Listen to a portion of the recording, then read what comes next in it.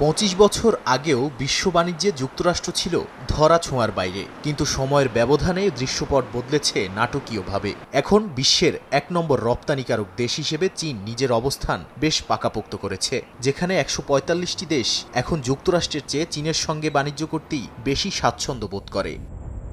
দুই দেশের বাণিজ্য এখনও বড় পর্যায়ে, যা 2025 সালে ছাড়িয়েছে $50 লাখ কোটি বেশি। যুক্তরাষ্ট্র চীনের উপর 31.6% শুল্ক দেয়, চীনও পাল্টা শুল্ক বসায় 10 থেকে 77% পর্যন্ত। 2024 সালে যুক্তরাষ্ট্র চীন থেকে $45.3 লাখ কোটি আমদানি করে। অন্যদিকে চীন যুক্তরাষ্ট্রের থেকে $14.5 লাখ কোটি পণ্য নেয়।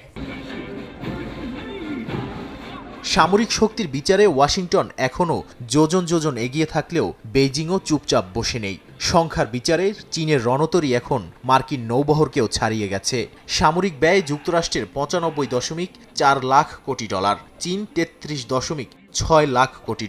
তবে চীনের নৌবাহিনী সংখ্যায় বড়, যুক্তরাষ্ট্র প্রযুক্তিতে এগিয়ে। দুই দেশ মিলেই বিশ্বের অর্ধেকের বেশি সামরিক ব্যয় করে থাকে। যুক্তরাষ্ট্রের ঋণ 115% জিডিপি, যেখানে চীনের মাত্র 94%।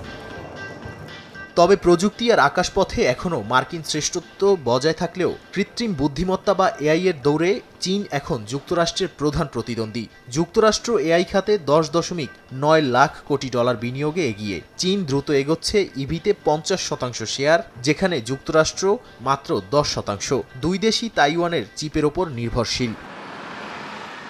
জ্বালানিতে চীন সবচেয়ে বড় ভোক্তা, 484.7 লাখ কোটি ইউনিট। যুক্তরাষ্ট্র 263.4 লাখ কোটি ইউনিট। সবুজ জ্বালানিতে চীন $29 লাখ কোটি বিনিয়োগ করে। যুক্তরাষ্ট্রের বিনিয়োগ সেখানে মাত্র $9.7 লাখ কোটি। আধুনিক প্রযুক্তির প্রাণভোমরা হল বিরল খনিজ সম্পদ বা রেয়ার আর্থ মিনারেলস। এই খাতের সিংহভাগই এখন বেইজিংয়ের কবজায়। চীনের 44 লাখ কোটি টন আর যুক্তরাষ্ট্র 1.9 লাখ কোটি টন। মোবাইল ফোন থেকে শুরু করে যুদ্ধবিমান সব তৈরিতেই এই খনিজ অপরিহার্য। এই একটি জায়গায় চীনের ওপর অতি নির্ভরশীলতা এখন হোয়াইট হাউসের জন্য সবচেয়ে বড় মাথা ব্যথার কারণ হয়ে দাঁড়িয়েছে। চীন প্রক্রিয়াজাতকরণেও আধিপত্য ধরে রেখেছে।